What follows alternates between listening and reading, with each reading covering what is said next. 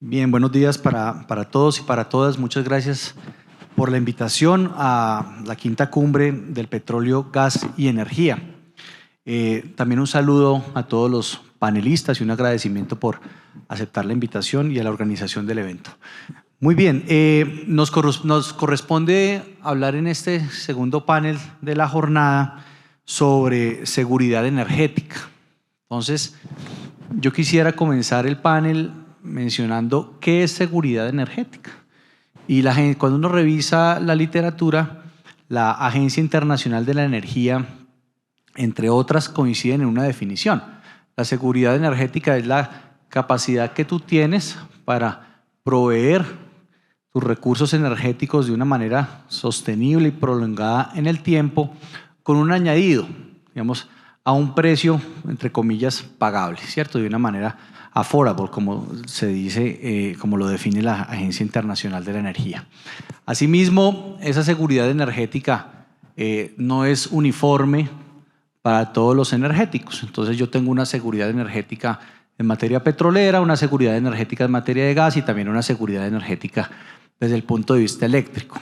Y a su vez, esa seguridad energética tiene dos visiones o dos componentes. Una visión a largo plazo, y es yo como proyecto esa autosuficiencia de una manera prolongada en el tiempo, teniendo en cuenta que estas son industrias de largo plazo, donde la ejecución de los proyectos se proyecta a 5, 10, 15, 20, 30 años, como ya lo hemos mencionado en los anteriores paneles, y también una seguridad energética de corto plazo, y es cómo mi matriz y mi autosuficiencia es capaz de ajustarse a los cambios o a las transformaciones que pueda haber tanto en la oferta como la demanda de energía de una manera repentina. Entonces, teniendo claro ese contexto, quisiera comenzar preguntándole a Andrés Vitar y a Mónica Contreras para abrir la conversación. Empezaría con Mónica. En la hoja de ruta, Mónica, de la transición energética del actual gobierno y hablando, por supuesto, de esa seguridad energética, ¿qué papel va a jugar el petróleo y el gas? Bueno, buenos días a todos, a mis compañeros de panel. Un gusto estar con ustedes, un agradecimiento por esta invitación. Y yo tal vez creo que en mi caso quisiera empezar a hablar de gas. Hemos hablado y creo que a lo largo de todos estos días se ha mencionado mucho el rol del gas en esta transición energética. Creo que es importante entender que el gas vuelve a ser un actor fundamental en este proceso de transición y que por tanto entender qué está pasando en términos de reservas de gas también es muy importante. El año pasado, si ustedes recuerdan, el gobierno anterior entregó información que las reservas de gas estaban aumentando de 7.7 a casi 8 años de reservas. Son buenas noticias, sin embargo, no son suficientes y vamos a entender un poco por qué. Porque en este mercado, cuando nosotros estamos hablando de que nosotros queremos una transición energética con el gas como actor, hay un fenómeno muy importante todavía y es la creación de demanda, los temas sociales en la transición energética llamados bajo lo que es esa transición energética justa. Nosotros dentro de la organización le ponemos dos calificativos más. Decimos que tiene que ser justa, sostenible y competitiva. Y desde ahí es muy importante entonces entender qué nos está pasando con la creación de demanda, ¿de acuerdo? Para que realmente ese combustible de la transición sea asequible a todo el mundo, que esas 1.400.000 familias donde por lo general hay una mujer detrás de una estufa de leña pueda moverse hacia gas es fundamental y esa es una tarea no solamente del energético, sino una tarea en la que todos tenemos que colocar, tenemos que abaratar el precio de la molécula, tenemos que hacer el transporte cada día más eficiente y tenemos que masificar nuestra infraestructura para que aseguremos que haya la debida conexión a esas zonas donde en muchos de los casos no ha sido factible la conexión a este gas de la transición. Entonces, si nosotros decimos que el gas es clave en la transición, tenemos que hablar de que hay una demanda incremental que tenemos que salir a suplir. Y esa demanda incremental se va a dar en la medida en que hablamos de los cierres de brechas donde todavía el gas no ha llegado, en industrias donde todavía usan energías de una u otra forma menos limpias, pero donde tenemos la posibilidad de nosotros también acercar gas a unos precios mucho más competitivos, y esa también es una tarea en la que tenemos que trabajar. Todavía tenemos las industrias de hierro, las cementeras, que en gran porcentaje siguen trabajando con carbón, ¿de acuerdo? Porque sus costos y su rentabilidad están sobre la base de ese energético, y nosotros tenemos que estar claros que si vamos a colocar gas, lo tenemos que colocar al mismo nivel de competencia de los precios del carbón. Y tenemos además que pensar que hay un usuario en este país, un usuario, Roberto lo mencionaba, y lo mencionaba nosotros a través de Naturgas, venimos haciendo toda una tarea, un usuario en donde queremos mejorarle la vida con esta energía sostenible y competitiva, pero mejorarle la vida también significa en muchos de los casos estar comprometidos con la reducción de pobreza. Y tú lo mencionabas, Roberto, lo que encontramos en el estudio que hicimos con Naturgas. Hoy una familia que cocina, simplemente para que ustedes lo sepan, con GLP, al pasarse a gas tiene un ahorro mensual de casi 60,000 pesos. Estamos hablando que al año esa familia tiene casi un ahorro de un salario mínimo, que es lo mismo que el gobierno actual le va a entregar de subsidio a tantas familias. Entonces creo que tenemos que hablar de esa transición energética, estamos comprometidos con eso, pero tenemos que pensar que hay una demanda que tiene que crecer para que el gas pueda suplir esa condición de ser esa energía limpia, y que por ende tiene que haber una oferta suficientemente competitiva, y para que sea competitiva tenemos que tener la capacidad de tener unas reservas lo suficientemente robustas que nos permitan a nosotros que en la formación de precios realmente lo que significa la formación de precios desde la molécula, desde la producción, pues todos coloquemos. Muchas gracias, Mónica. Y para Andrés, entonces, la misma pregunta relacionada con el petróleo. ¿Cuál es el rol entonces que jugaría el petróleo en esta hoja de ruta de la transición energética del actual gobierno, Andrés? Vale. Muy buenos días para todos. Mil gracias a los gremios por la invitación, a los compañeros de panel un cordial saludo. A ver, yo creo que petróleo y gas juegan un papel fundamental y serán un pilar fundamental de la transición. Yo creo que al interior del gobierno nacional hay un consenso de que todo este sector tiene que estar sentado en la mesa a la hora de la construcción de esa política de transición, y es principalmente por 4 factores.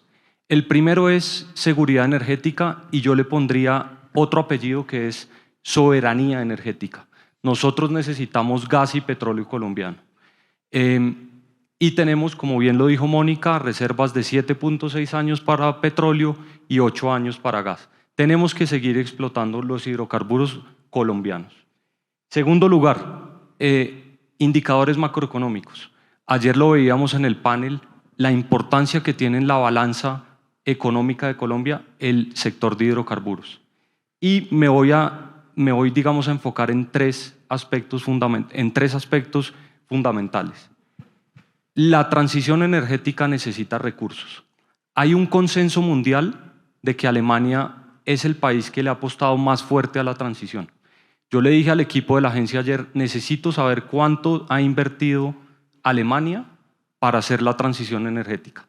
En el 2010, Alemania tenía 8% de energías renovables. Ha invertido más de 200 billones de euros. Si convertimos eso a pesos, estaríamos hablando de 1.000 trillones de pesos. Entonces, aquí el mensaje es, la transición energética es intensiva en capital. Y si hay una industria que genera recursos para Colombia es la industria de hidrocarburos. Entonces yo soy un fiel convencido de que necesitamos hacer la transición energética, pero los recursos de la transición energética deben venir en buena medida de este sector, que es el sector que nos ha reportado la mayor cantidad de recursos en los últimos años. Y finalizo con un tema que me parece muy importante. Nosotros acabamos de anunciar el presupuesto bienal de regalías. En ese presupuesto bienal de regalías, que además es histórico, este sector va a generar más de 31 billones de pesos para los próximos 2 años. Y ahí hay 2 factores que también son muy importantes y 2 indicadores importantísimos. Más de 161 municipios del país van a recibir regalías directas de esos 31 billones de pesos. Sin embargo, aquí hay un mensaje que es muy importante y que lo ha dado el presidente Petro en múltiples alocuciones. De esos 161 entidades territoriales que van a recibir recursos del Sistema General de Regalías, hay 23 de ellos que van a haber reducido el monto de regalías que van a recibir por los próximos 2 años. En todos los diálogos vinculantes que hemos hecho en el Gobierno Nacional, nos sentamos con los alcaldes y en cada uno de esos diálogos ha habido 1 o 2 alcaldes con preocupaciones porque las regalías se les van a ver dramáticamente reducidas. Y aquí es un llamado al sector a acoger esa propuesta que tiene el gobierno del presidente Petro de buscar la diversificación productiva. ¿Por qué? Porque yo considero, y el gobierno nacional considera, que es un fracaso de enormes proporciones el hecho de que después de haber explotado 20 o 30 años en un municipio, cuando se agota el yacimiento, no haya ninguna fuente de empleabilidad ni ninguna fuente de riqueza en esos 20 o 30 municipios que dentro de los próximos 2 años no van a tener fuentes de ingresos. Entonces yo sí creo que como gobierno nacional, en esa mesa de construcción de la transición energética, tiene que estar el tema de la transición productiva o de la diversificación productiva en esos municipios en donde ya nosotros desde la agencia estamos viendo que hay un decaimiento en la producción de yacimientos tanto de petróleo y gas. Pero aquí es reiterarles la invitación. Yo creo que la ministra Irene fue muy clara ayer en el sentido de decir que este sector es fundamental para la transición energética, van a tener voz y voto en esa discusión y en esa política que se cree de transición energética. Gracias, Andrés. Y en esa línea quisiera entonces continuar con Orlando preguntándole, primero, ¿por qué es clave o crucial entonces que Colombia garantice en el tiempo hacia adelante su producción petrolera? ¿Y cuál sería entonces el impacto, ojalá no, en caso de que se inviabilicen proyectos importantes en materia petrolera en el país? Bueno, muy buenos días. Muchas gracias por la invitación. Un saludo aquí a todos los colegas del panel. A ver, yo creo que cuando uno mira estos temas, yo creo que la contribución que tiene el sector para la economía, pues creo que ha sido muy ampliamente explicada. Ayer Luis Fernando Mejía hizo una excelente explicación sobre ese tema. Y yo creo que cuando uno mira esto, pues tiene que guardar varias cosas. Una es dentro de esa seguridad energética y su relación con la competitividad económica del país, digamos, a precios que la gente pueda pagar, ¿no? Hay un componente muy importante de que esa seguridad energética con precios competitivos, con competitividad económica, también ayude a la superación de la pobreza y las necesidades sociales de una sociedad como es la colombiana, y al mismo tiempo hacer esa transición energética de reducir, digamos, cada vez la huella de carbono de las actividades productivas y las actividades humanas en general. Y si uno mira el ejemplo de Europa, pues varias de esas cosas fallaron. Perdieron su seguridad energética, dependieron excesivamente de terceros, están perdiendo o ya han perdido bastante y seguirán perdiendo competitividad económica a un costo altísimo, ya se dijo acá. Y esa es precisamente la experiencia que uno no quisiera repetir. Por eso creo que desde hace mucho tiempo varios hemos venido hablando de la necesidad de hacer una transición una transición, digamos, racional, gradual, tranquila, acorde, digamos, con las necesidades del país y con el aporte que genera los hidrocarburos a la economía. Y fíjate que cuando uno habla de seguridad energética, que parece un término un poco bastante conceptual, frente a lo que está pasando hoy en día, ¿qué tal que Colombia, que hoy paga precios de gas entre 4, 5, 6, 7 dólares millón de BTU, estuviera pagando 30, 40, 50 dólares, 60 dólares millón de BTU como está pagando el resto del mundo? Eso es seguridad energética. Ahí está la seguridad energética, ¿no? Un sector de gas que tiene una cobertura del 80%, de los cuales el 85% de sus clientes, Mónica, son estratos 1 y 2 y 3. ¿Qué tal que estuviera pagando ese nivel de precios? Eso es seguridad energética. ¿O qué tal que Colombia hoy estuviera teniendo que importar volúmenes de crudo de una manera importante a los precios de hoy? Como nos pasó en la segunda parte de los 70s hasta la primera parte de los 80s. ¿Qué tal que nos estuviera tocando pagar esos precios de crudo para poder importar y satisfacer las necesidades del país? Todo lo contrario, estamos no solamente abasteciendo la demanda interna, sino que estamos generando excedentes de exportación para seguir apalancando el desarrollo económico de Colombia. Eso es seguridad energética. Inclusive, desde el punto de vista de las tarifas eléctricas, ¿qué tal que nos hubiera tocado importar de una manera importante gas natural para poder respaldar el sector eléctrico y no tener la dicha de esta hidrología que hemos tenido durante este último año? Eso también hubiera incidido aún más en las tarifas eléctricas, más de lo que ya ha venido pasando. Eso es seguridad energética, ¿no? Entonces, yo creo que el país no puede jugar con candela, ¿eh? El país no puede jugar con candela. Este sector sigue representando una cosa muy importante y, por supuesto, nosotros como sector también estamos inmersos en esa transición energética desde el punto de vista de cómo hacer que nuestro proceso productivo, que sigue siendo entregar petróleo y gas, pero que nuestro proceso productivo tenga una menor huella de carbono. Y en eso estamos haciendo distintas cosas. Pero una segunda reflexión para cerrar acá, y es, en estos días, con ocasión de la COP27, el director de la Agencia Internacional de Energía decía que con los compromisos de cambio climático que hay, que han obtenido los países de carbono neutralidad, la mayoría de ellos para el año 2050, él decía que la participación de los fósiles bajo esos compromisos bajaría de un 80% que representa hoy a un 60%, ¿no? Eso obviamente es más fácil decirlo que hacerlo, porque eso es un montón de energía, no solamente es partiendo de un supuesto de satisfacer el consumo de energía actual, sino de un consumo de energía creciente, ¿no? Porque tenemos zonas en el mundo no solamente Europa y Estados Unidos. Hable con un africano y dígale a un africano que va a quitarle la producción de petróleo y gas. O hable con países como la China o como la India, cuyas necesidades energéticas son crecientes y cada vez más. Entonces, él decía, podía llegar hasta 60%. Digamos que si nos ponemos muy agresivos y los compromisos son cada vez más agresivos, llegamos a un 50%. El mundo en el año 2050, bajo el esquema de carbono neutralidad, va a seguir necesitando o va a seguir teniendo un 50% de fósiles en su matriz energética. Es decir, esto no se va a acabar.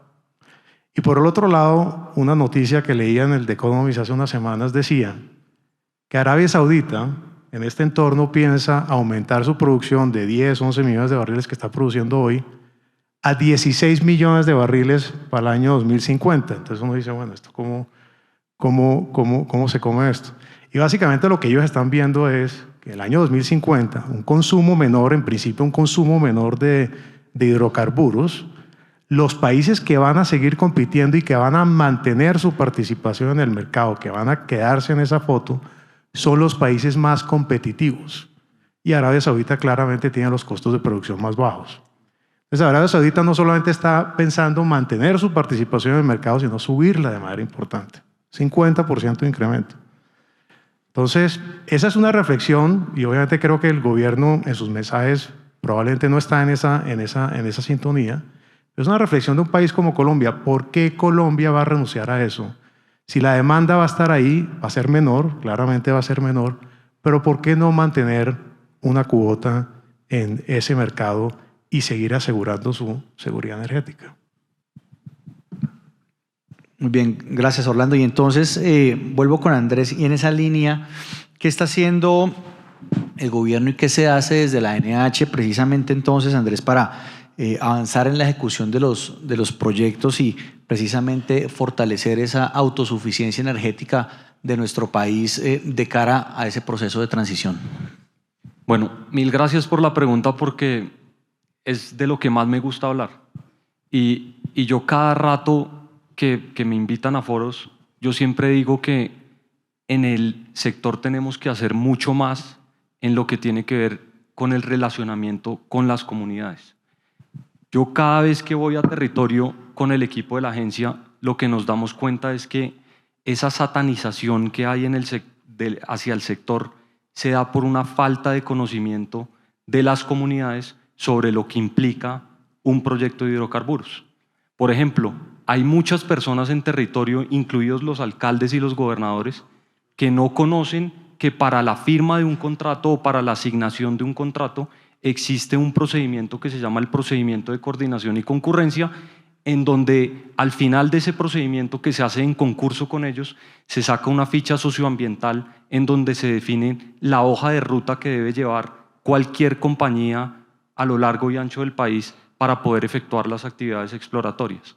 Entonces, nosotros, conscientes de que ese relacionamiento en territorio es fundamental para viabilizar los proyectos, acabamos de aprobar un proyecto de inversión en el Departamento Nacional de Planeación por 40.000 millones de pesos para los próximos 4 años, exclusivamente dirigido a fortalecer los equipos de todas las entidades que tienen implicación en la viabilización de los contratos de hidrocarburos. En este sentido, nosotros vamos a fortalecer a la Autoridad Nacional de Licencias Ambientales para que las licencias ambientales sean más expeditas, a las corporaciones autónomas regionales para que nos colaboren con el levantamiento de las líneas base ambientales, al Ministerio de Ambiente para explicar las obligaciones que existen en el contrato en materia de contratación de mano de obra local y en materia de contratación de bienes y servicios locales.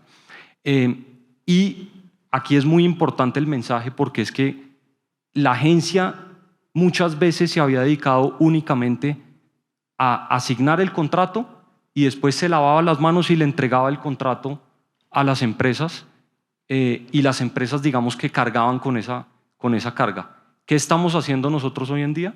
Nos reunimos con cada uno de los mandatarios locales y con las comunidades de esos sitios, les hacemos una jornada pedagógica completa en donde les contamos, mire, si hay actividad de hidrocarburos acá y se encuentran yacimientos, usted va a tener programas en beneficio de las comunidades que son equivalentes al 1% del total de las inversiones. En segundo lugar, les vamos a contratar mano de obra local.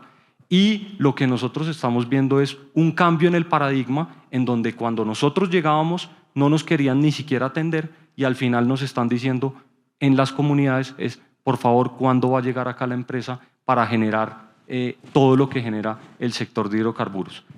Eso en lo que tiene que ver con las comunidades. Pero hay un tema también muy importante para el sector que es el tema de los traslados de inversión y las acreditaciones.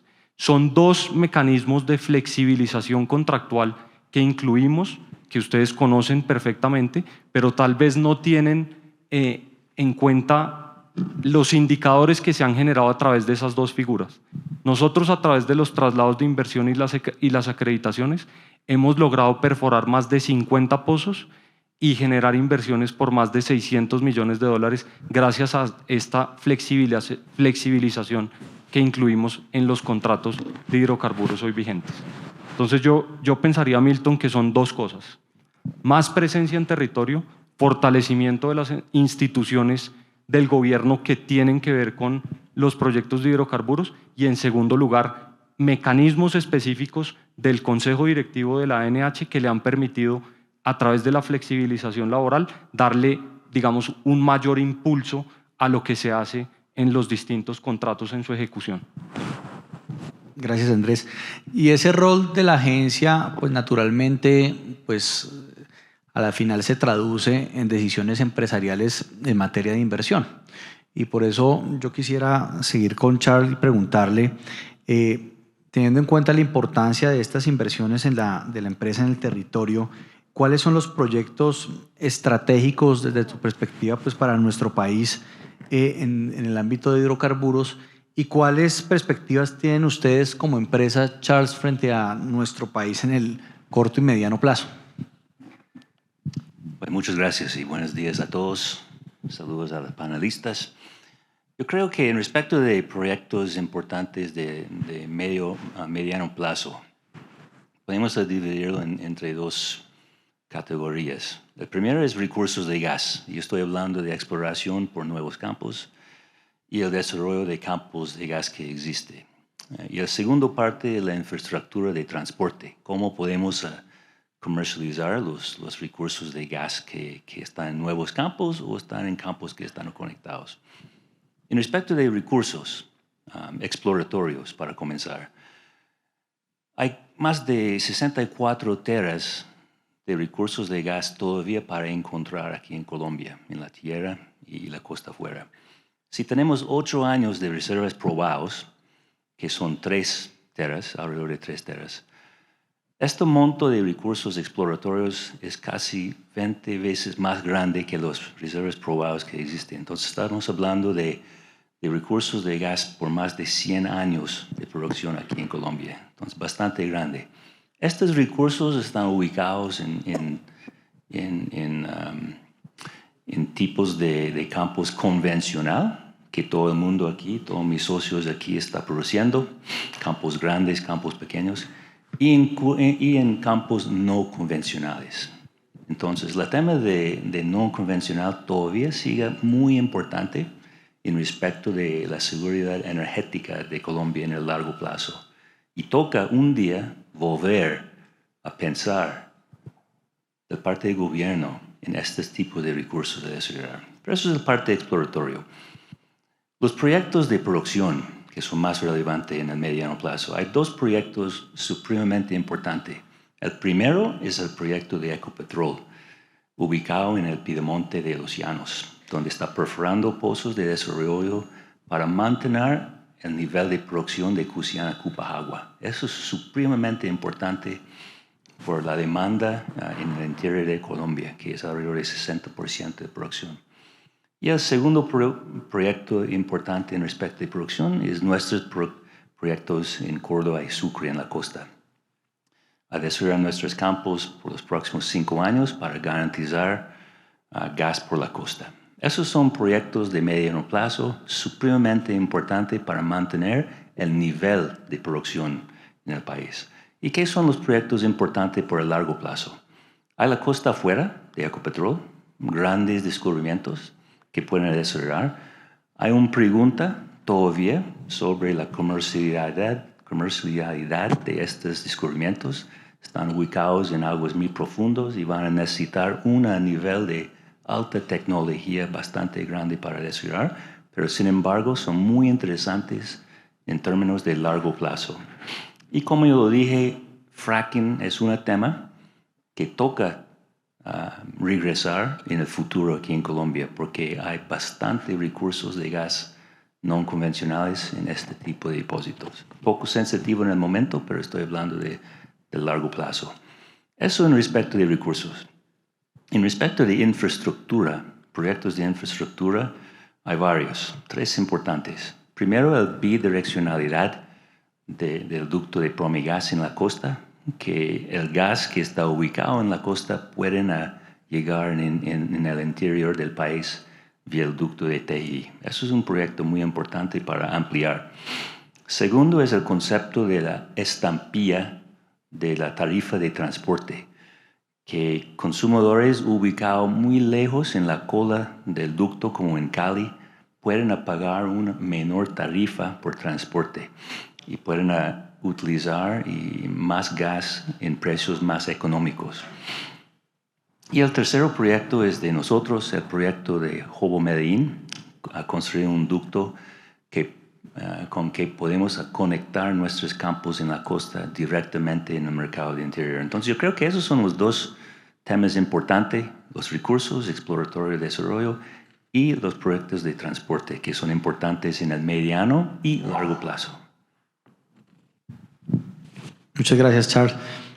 Siguiendo entonces, y en esa línea, habiendo destacado los proyectos en curso y ese potencial que nosotros tenemos especialmente en materia de gas, quisiera preguntarle a Rafael, pues han habido algunos mensajes por parte del gobierno que insinúan la posibilidad de llegar incluso a importar gas de Venezuela. Entonces la pregunta que surge es, teniendo en cuenta ese aparente potencial, ¿por qué nosotros, primero, podríamos llegar a un escenario de importación y por qué deberíamos entonces priorizar el gas nacional? ¿Correcto?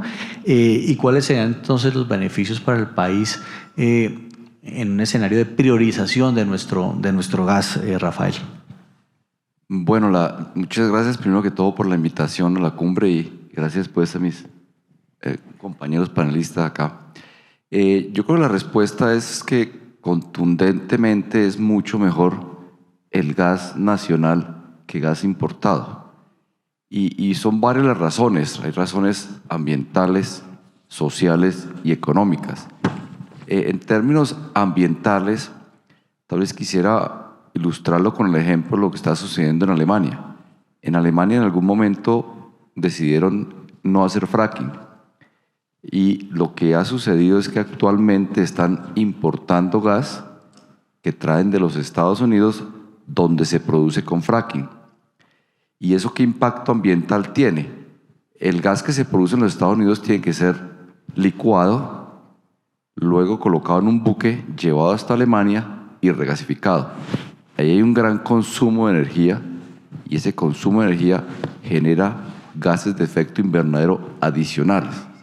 Entonces, si lo que se buscaba era reducir los gases de efecto invernadero, pues al contrario, se están teniendo mayores. En términos sociales, cuando uno invierte en el país, genera empleo, contrata bienes y servicios y muchos de ellos son locales en las regiones donde nosotros producimos. Pero hay otro efecto también que vemos cuando hacemos esas inversiones en el territorio. Y les voy a comentar algo que me pasó la semana pasada.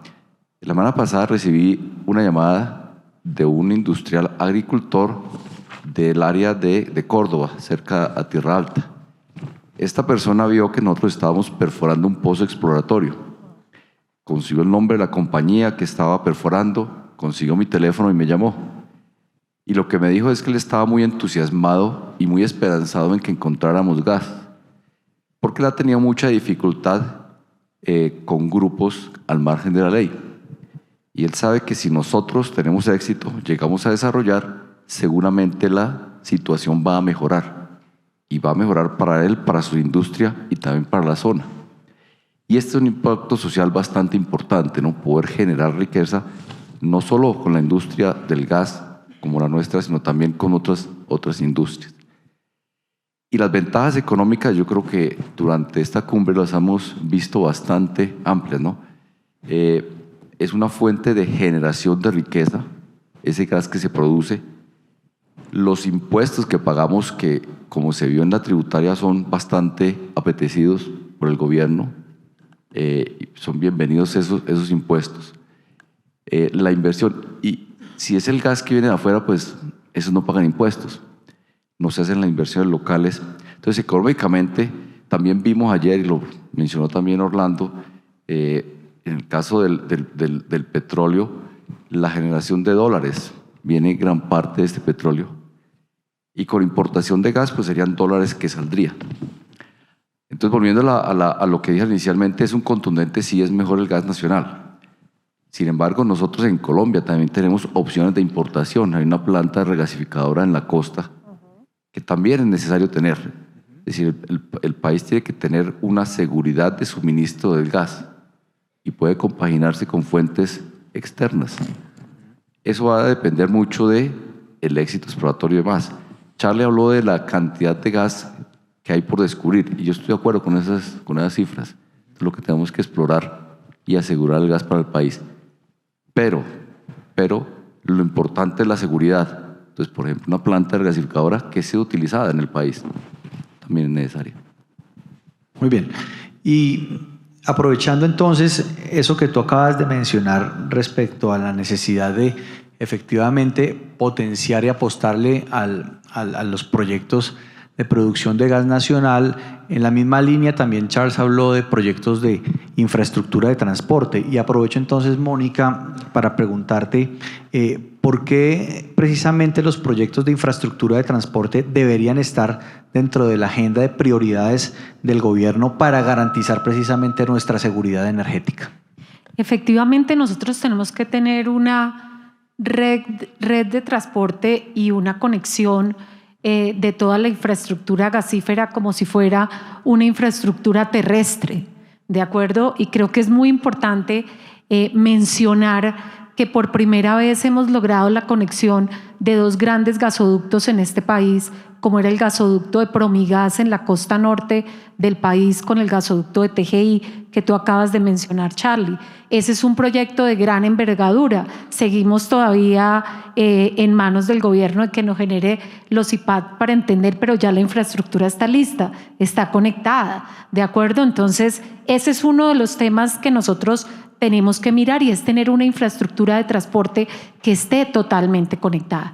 Ahora, hay zonas que no están conectadas y dentro de esas zonas que no están conectadas está el Pacífico colombiano y ha habido un proyecto que desde que yo llegué a este sector ha tenido bastante controversia, como es la planta regasificadora del Pacífico.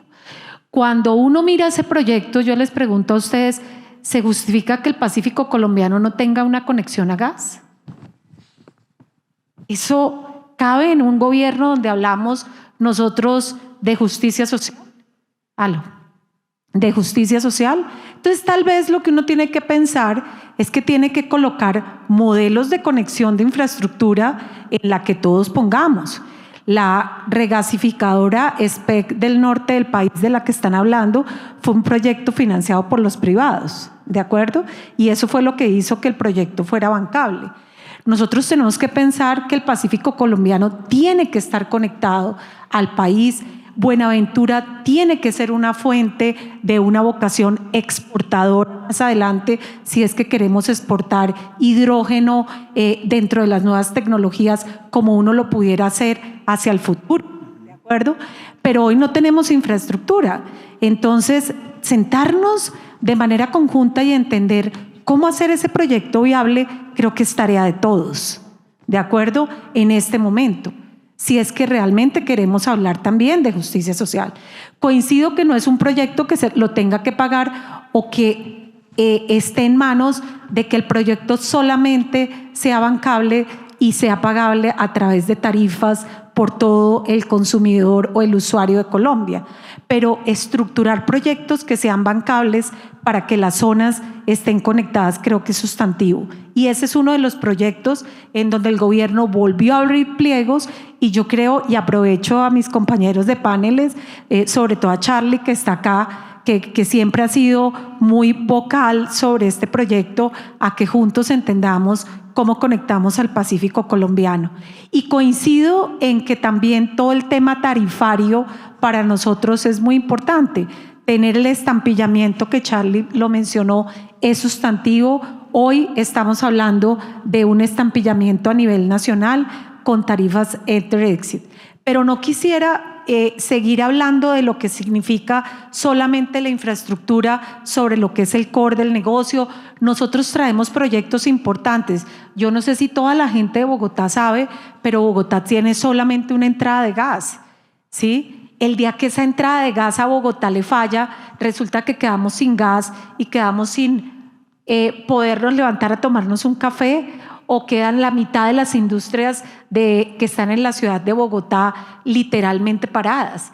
Entonces nosotros estamos viendo proyectos bien importantes que es básicamente almacenamiento de gas en puntos estratégicos, aprendiendo incluso de otros países que ya lo vienen haciendo, en cómo almacenamos gas para que todas esas emergencias o esas paradas que el mismo Ecopetrol tiene que hacer en su infraestructura y que implican de pronto 7 días de no tener acceso a la infraestructura, nosotros podamos tener gas almacenado al servicio del usuario y de la industria. Y bien importante, la presentadora que tuvimos ayer habló muchísimo de los proyectos de micro-LNG. Micro-LNG es una fuente sustantiva de transporte de gas y de conexión de gas hacia el futuro. Nosotros tenemos que recordar que micro-LNG se transporta de manera terrestre. Es el transporte virtual que hacemos de gas. Y por tanto también tenemos que empezar a hablar entonces y estar muy de cerca con los proyectos de lo que significa cómo tenemos una infraestructura física urbana robusta para nosotros poder acercar carrotanques de conexión de micro-LNG, tener plantas de micro-LNG a zonas que hoy no tienen acceso o que cuando vamos y miramos los economics de esos proyectos no le vamos a poder llegar con la infraestructura de transporte convencional. Entonces también tenemos que hacer parte de esa agenda de transporte para poder masificar ese micro-LNG, innovar en esa avenida y mantener una infraestructura que sea absolutamente robusta en lo que significa confiabilidad para nosotros es sustantivos. Las inversiones en operación y mantenimiento es parte de nuestro día a día. Con estas emergencias invernales, no se imaginan la cantidad de emergencias que tenemos todos los días en lo que es la infraestructura y que estamos supliendo de manera continua en nuestro trabajo. Y eso es parte de lo que tenemos que seguir garantizando. Tenemos que tener una infraestructura confiable, tenemos que expandirla hacia las zonas donde todavía no está, pero tenemos también como que cambiar el chip y pensar en que no va a ser solamente vía gasoductos, sino vía nuevos transportes virtuales en donde vamos a requerir tener una cercanía con lo que significa el desarrollo de infraestructuras de carreteras suficientemente robustas para nosotros también poder llegar con esa oferta y poder empezar a innovar. En esa innovación, nuestra infraestructura de transporte de gas actual tiene que estar perfecta. Estamos haciendo pruebas, tanto Promigas como nosotros y Ecopetrol, en lo que significa empezar a transportar en nuestra infraestructura hidrógeno. Una apuesta hacia el futuro, una apuesta que nos ayuda en el proceso de descarbonización. Eso significa inversiones en nuestra infraestructura. Eso significa adaptar nuestra infraestructura para que realmente podamos empezar a transportar un blend entre hidrógeno y gas, aproximadamente llegando a un volumen del 20%. Países en Europa como España ya está colocando gasoductos dedicados 100% a hidrógeno. Nosotros todavía no tenemos esa demanda.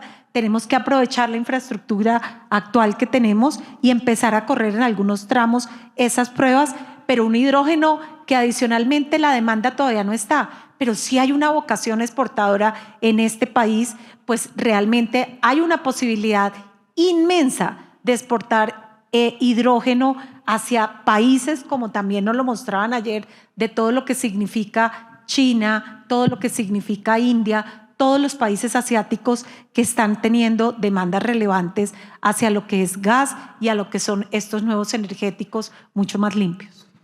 Bien, Mónica, muchas gracias. Solo un tema que me pareció importante y creo que aquí está Andrés. Ayer la ministra mencionó, Andrés, y yo creo que eso es muy importante para todos, ¿no? La ministra ayer dijo que hay 30 proyectos que están en revisión de lo que es los proyectos de exploración. Y yo creo que es muy importante en este nuevo gobierno entender si esos proyectos han estado parqueados por temas sociales, porque si esos proyectos han estado por temas sociales y queremos seguir invirtiendo en infraestructuras nuevas, pues garantizar que en los temas sociales somos más ágiles, más rápidos y más eficientes, creo que es sustantivo. Tenemos 30 parados. Cuando vamos y miramos en el grupo de energía, el proyecto más importante nuestro lleva 200 consultas previas y todavía nos faltan 6, ¿de acuerdo? Que realmente como que uno quisiera entender entonces qué es lo que va a pasar distinto y en todo este tema de los diálogos que están sucediendo y en todo este tema de las comunidades energéticas, si es que vamos a hablar también de comunidades gasíferas que nos permitan que nuestros proyectos fluyan más rápido y sean más bancables para que los inversionistas extranjeros le apuesten, porque hoy con estas demoras nadie le quiere apostar a venir aquí a buscar un proyecto que no sabemos cuántos años más se va a demorar. Precisamente quería continuar con Andrés porque en línea con lo que tú acabas de mencionar, Mónica, pues aquí se ha hablado mucho de todos los contratos IAMPI que se encuentran vigentes, Andrés, ¿cierto?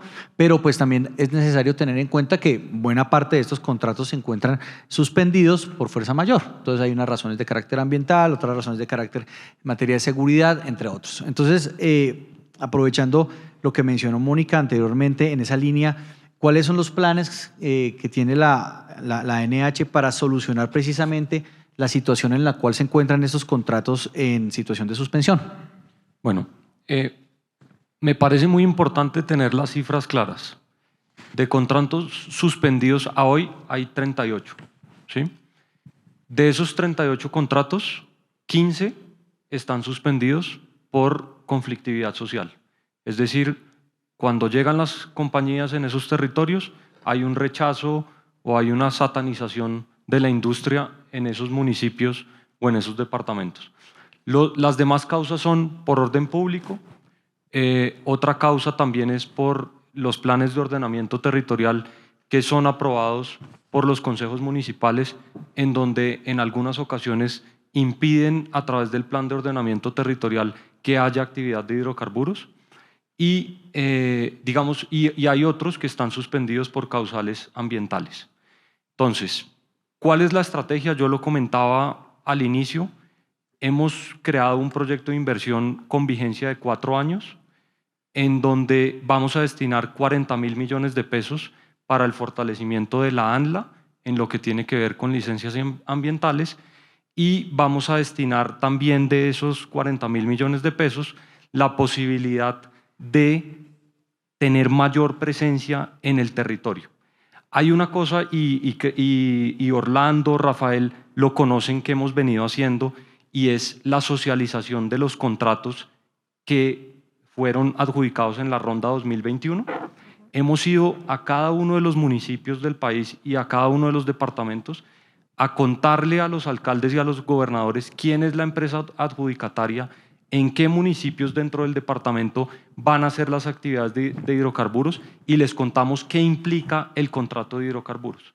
Esto es una cuestión netamente pedagógica, netamente de sentarse con las comunidades y contarles qué implica es un proyecto de hidrocarburos. Ahora, con los 38 que están suspendidos, estamos revisando uno a uno con una mesa técnica que se conformó con la ACP, el Ministerio del Interior, el Ministerio de Minas, nosotros y cada una de las empresas. En la próxima semana, cada uno de esos contratos que está suspendido, nos vamos a sentar con las empresas a mirar si ellos todavía ven plausible la posibilidad de levantar o de continuar con las distintas actividades del contrato. Y lo que nosotros vemos preliminarmente es que una buena cantidad de esos contratos pueden, reactivarse. Ahora, el mensaje también tiene que ser un mensaje de cautela. No todos esos 38 contratos van a ser posibles de reactivar. Hay algunos que sí, hay otros que no. Cuando terminemos esa revisión en ese comité que se creó con la ACP, le daremos a conocer al país los datos de cuáles vamos a priorizar para esa reactivación. Y lo importante es que esos últimos contratos que se firmaron, que son 69 en el último cuatrenio, pues no lleguen a esa etapa de suspensión, y eso pasa precisamente por un trabajo mancomunado entre la Agencia Nacional de Hidrocarburos y la empresa adjudicataria, para que lleguemos a territorio y nos sentemos las veces que sea necesario con las comunidades para explicarles cuál es el impacto que podría tener estos proyectos en territorio. Ahora, hay otro aspecto que son los contratos que están en terminación. Esos contratos que están en terminación, yo tengo más de 50 contratos que llevan más de 10 años suspendidos y que no van ni para adelante ni para atrás. Entonces, recientemente sacamos 2 acuerdos del Consejo Directivo con el propósito de destrabar eso y poder terminar esos contratos y de alguna manera u otra tener claro cuáles son los contratos que efectivamente podrían aumentar las reservas del país. Entonces, ¿cuáles son los 3 requisitos? Básicamente que el contrato esté suspendido por más de 24 meses, que la autoridad me certifique que hay una fuerza mayor para ejecutar el contrato, o en su defecto, si la autoridad no lo puede certificar, que haya un perito independiente que le diga a la agencia, oiga, aquí por orden público no se puede ejecutar el proyecto, entonces proceda a la terminación. Eso es una de las prioridades que tenemos y es de poner la mesa limpia, mirar qué contratos suspendidos se pueden reactivar y terminar todos esos contratos que son más de 50, que están ahí parados ni para adelante ni para atrás y que sabemos que no tienen ninguna viabilidad. Muchas gracias, Andrés. Y quisiera aprovechar el poco tiempo que nos queda para hacer una pregunta alrededor de la preocupación que ha surgido y que, pues, de la cual se ha hablado bastante en este foro, relacionada con esa posibilidad de que no se firmen nuevos contratos de exploración de hidrocarburos, porque aparentemente los existentes pues serían suficientes o digamos que nos garantizan nuestro autoabastecimiento a largo plazo. Entonces, yo quisiera preguntarle a las empresas y empezaría con Orlando, de una manera muy concreta y puntual, Orlando, por razones de tiempo, ¿cuál es la visión de ustedes de esta posibilidad y cuáles serían los riesgos de parar la actividad exploratoria en nuestro país de cara a esa seguridad energética nacional de la cual hemos conversado, sobre la cual hemos conversado en este panel? Bueno, no, muy brevemente. Bueno, primero lo que dice Andrés, yo creo que resaltar ese acompañamiento que hemos sentido de la NH siempre en el apoyo, digamos, en el territorio para hacer la actividad. Y yo estoy de acuerdo con Andrés que hay que sincerarse. Digamos. Hay algunas áreas donde definitivamente va a ser muy difícil hacer trabajos por distintas razones, que no es el momento para entrar. Y determinar de pronto qué áreas adicionales podría haber para seguir haciendo actividad y seguir, digamos, suministrando esos productos al mercado y generando beneficio para el país. Entonces, y también tengo que reconocer, Andrés, la ANLA. Yo creo que la ANLA ha tenido un viaje muy importante, mucho apoyo, y creo que eso también ha mejorado mucho desde el punto de vista del licenciamiento ambiental.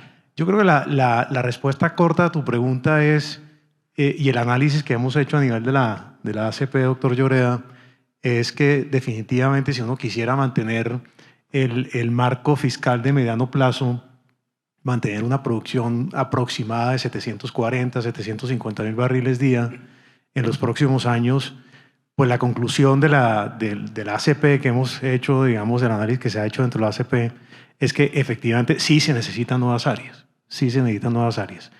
Entonces yo creo que dentro de este ejercicio, que además compartimos y aplaudimos de revisar contrato por contrato y hacer ese sinceramiento, yo creo que definitivamente no nos podemos volver tan dogmáticos, ¿eh? Y yo sé que hay yo sé que el gobierno maneja mucha simbología y esto es un tema simbólico para el gobierno, pero para ser prácticos, en el efecto práctico, en el inventario saldrán algunos y meter otros, creo que no va a ser, digamos, mucha la diferencia desde el punto de vista simbólico, pero sí una diferencia grande desde el punto de vista de abastecimiento y de seguridad energética, que es el tema principal del conversatorio.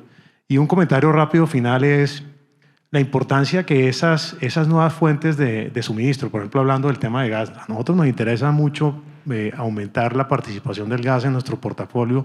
Lo hemos venido haciendo los últimos 18 meses. Queremos seguirlo haciendo. Buena parte de nuestro esfuerzo exploratorio está en áreas con vocación a gas. Buena parte de nuestro presupuesto de exploración está ahí. La importancia de coordinar infraestructura y nuevas fuentes de suministro, ¿eh? Que no nos pase lo que le pasa al sector eléctrico, que con excepción de Hidroituango, por lo general los proyectos de generación entran primero y las líneas de transmisión se demoran.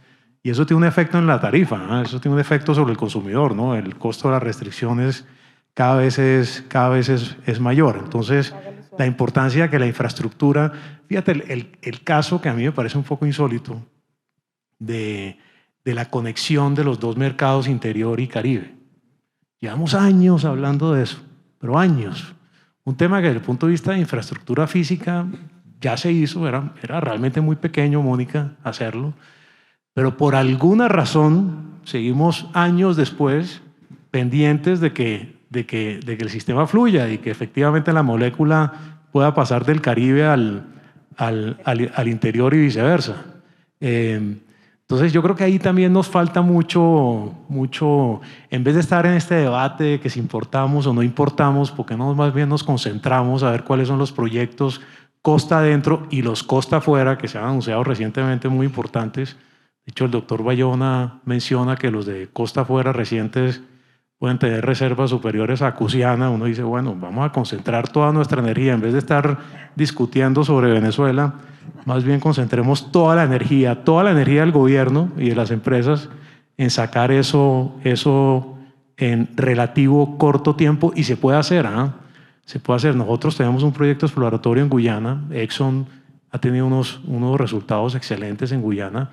Exxon desde el descubrimiento al primer oil, al first oil que se llama, pasaron 4 años. Eso fue un récord.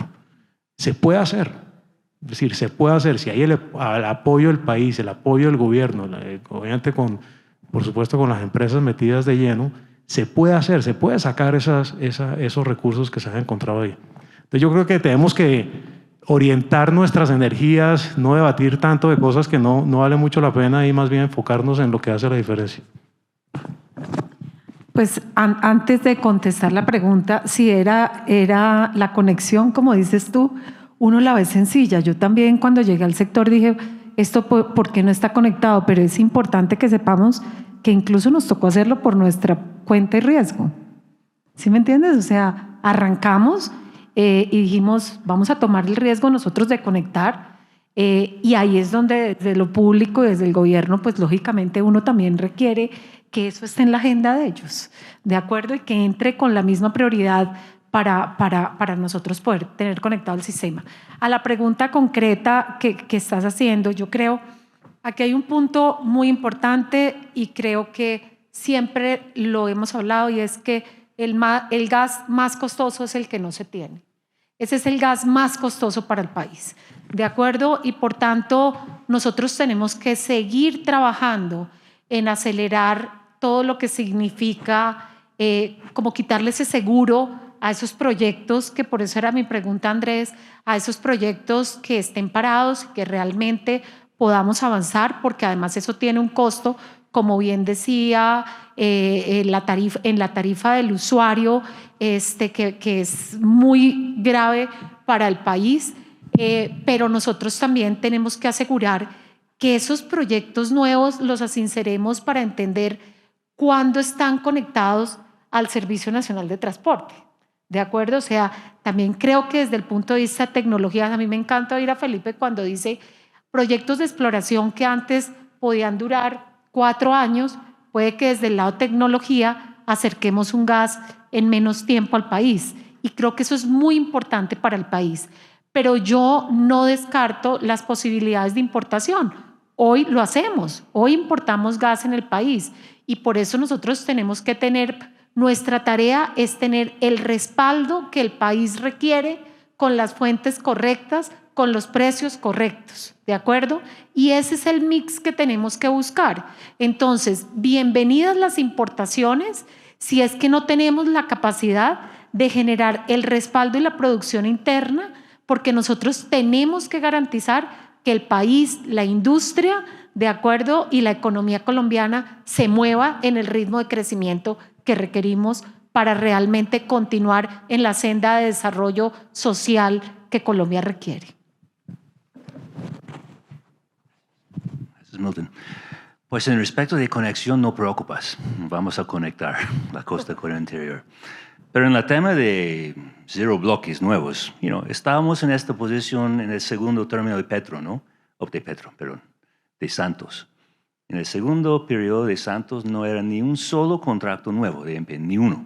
4 años. 4 años. Y como dijo Orlando, las empresas grandes, todas las empresas que están aquí en este panel, tenemos suficiente portafolio para sobrevivir por 4 años. Eso no es muy preocupante. Obviamente, mientras estábamos aburridos aquí en Colombia, vamos a buscar proyectos afuera de Colombia, obviamente, en Guyana, en Ecuador, no sé. Entonces, los grandes van a seguir aquí y van a seguir mirando por oportunidades fuera de Colombia. Pero el impacto por las empresas pequeñas va a estar muy duro. Las empresas que tienen solo 1 o 2 contratos, ellos no tienen espacio para correr, ¿sí? ¿Y qué va a pasar?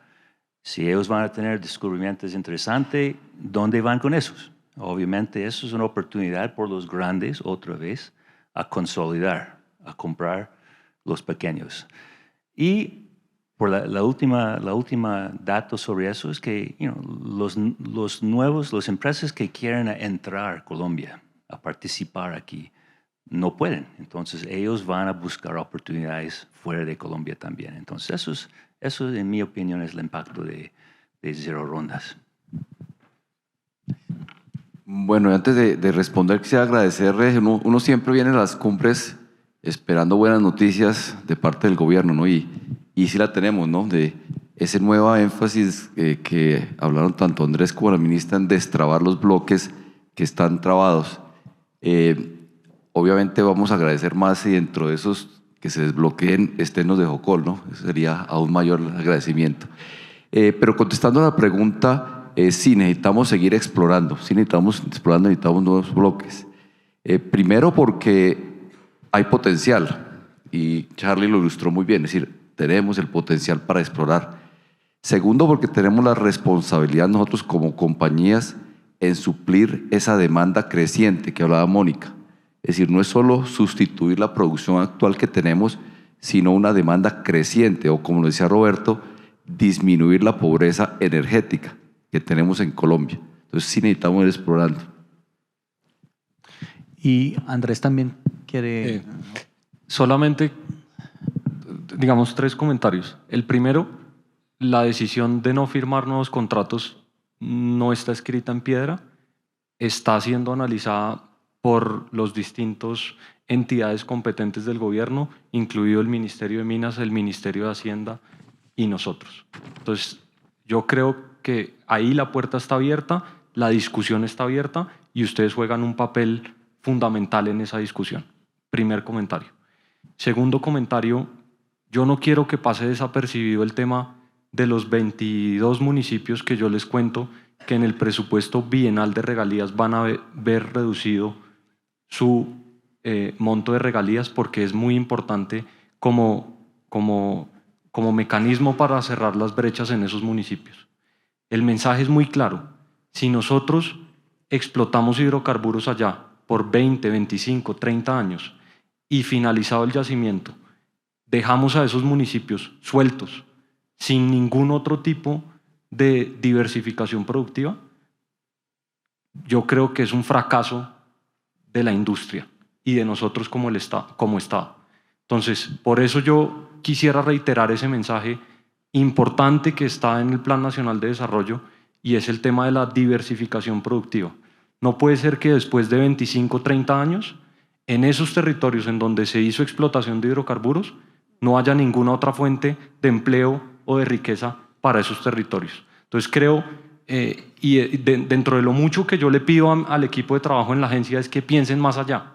Entonces, este dato que les estoy dando hoy es porque yo les dije, yo no quiero que ustedes simplemente manden el presupuesto al Plan Nacional, a Hacienda y al Departamento Nacional de Planeación, quiero que haya un análisis. Y ese análisis que me están dando es, oiga, ojo que aquí hay 20 y pico de municipios que van a ver fuertemente reducidos sus recursos, y nosotros como industria, yo creo que la invitación es que hagamos algo, que a través de los programas en beneficio de las comunidades empecemos a pensar qué vamos a hacer cuando no haya explotación de hidrocarburos en esos territorios. Tal vez me gustaría agregar algo, Andrés, en ese análisis que están haciendo. Hay que tener en cuenta que, y lo dijimos o lo vimos en el panel anterior, los recursos de hidrocarburos, gas, petróleo, en el 2050, o sea, 28 años como mínimo, las personas hablan de más, se van a necesitar. Y para poder suplir esos recursos de aquí al 2050, necesitamos tener una exploración continua. ¿Y qué quiere decir eso? Cuando uno adquiere un bloque o un portafolio de bloques, 5 o 10 bloques, no en todos tiene éxito, ¿no? El éxito generalmente es un 20%, 30%, por ahí ese número. Y eso le sirve para reemplazar, primero que todo, la producción que va declinando, pero para poder tener sostenibilidad en las empresas a largo plazo y sostenibilidad en esa seguridad energética, tenemos que reemplazar los bloques, tenemos que estar continuamente reemplazando los bloques. Mensaje completamente recibido. La discusión está abierta. ¿Listo? Y un último mensaje que tiene que ver con los descubrimientos offshore.